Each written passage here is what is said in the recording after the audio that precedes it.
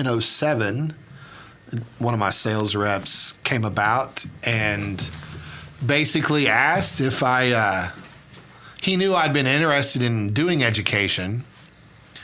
Education at that point in time in Oklahoma was a little difficult because of the, I guess you could say, concentration of brands that were being used and available and that sort of thing. So he was like, I just started using Keune's product. Keune was new for this part of the country. Nobody had ever heard of it. So he said he was like, I know you're interested in education, and if education is something you want to do, now I believe now's the time to make your move. Yeah. I was like, okay. This was in January, and he said, he was like, you have to fly to Atlanta. You have to make 2 trips to Atlanta, Georgia. You have to put yourself up in a hotel. You have to pay your way. I'm like, God damn. This is a lot to invest in myself again. That's a big ask. Right. You know what I mean? Yeah, going back to school and all the rest of it. Yeah, I'm like, all right. It's two 4-day segments. Yeah. I'm like, all right. I was like, that's probably going, this was in January. I said, I'll probably have it to where I can do it probably by September, October. Because you're looking at probably $2,000, $3,000 to invest in that. Yeah. And he was like, whoa, what's the holdup? I said, well, sir, it's dollars. Yeah. What's the holdup for anybody? Yeah. Yeah. I'm time wealthy. Yeah. All the time in the world. I'm not cash wealthy at this particular moment. Right. So he was like, well, what if we could address the cash flow problem? I was like, well, then whenever you're ready, I'm ready. Yeah, I can go tomorrow if you need me to. Right. Yeah. So he talked to the head of the distributorship that handles the product locally here in Oklahoma, which is now grown to be one of the largest independent distributors in the country. Wow. And he comes back and he was like, they'll sponsor you.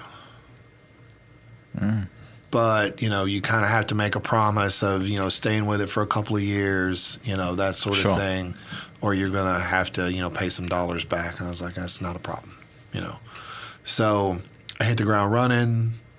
Obviously, he used me quite a bit for classes in salon programs and that sort of thing. And I stayed with that part of it for probably 9 years. I was just doing local classes. I was probably doing about 30 programs a year at my highest, 30 to 31. And I was really interested in putting together a men's program, men's cutting program. Men's hair cutting was really starting to push its way into the market and be what it is now, right? And this was like probably 4 or 5 years ago. And at that time, it seemed like I was beating my head against the wall. Like, I wasn't getting an audience with the people that were in control of things at that time. And I was on my way back from actually Springfield, Missouri, and we get an email that, the creative director had resigned, blah, blah, blah. And I was both really irritated. And I was like, you know what? There's nobody between me and the man at this point. So I sent the CEO an email. I was like, look, man, I'm not sure how we go about this. And if this is inappropriate, I do apologize. Yeah. But here's what I'm thinking and why. And literally less than 24 hours, he had sent a response back. He was like, I 100% agree with you. And as you can imagine, I'm a little short-staffed at the moment. So as soon as I get this rectified, I'll have somebody get a hold of you. Yeah. So about 3 months, about 90 days later, a gentleman who now does a podcast called Shop Talk, his name is Chris Sulame. Chris hits me up. He's like, hey, buddy, Andy tells me, which Andy Biazzi was the CEO or CFO at the time. He's like, Andy tells me you're interested in doing a men's program. I'm like, yeah, And he was like, well, I'm going to send you some formats over and see what you can make of them. Little did he know that in the 9 years I'd been doing this, I was only allowed to teach like basic color classes and product knowledge classes, right? However, I had worked every angle on the basic color class at that point. Right. So I had written several programs just on my own, not really knowing if it was right or wrong or the best way to do it or whatever. And I sat down with it and started kind of looking through the actual format and looked at that and was like, okay. So I sent it back to him the next day and I was like, what do you think about that?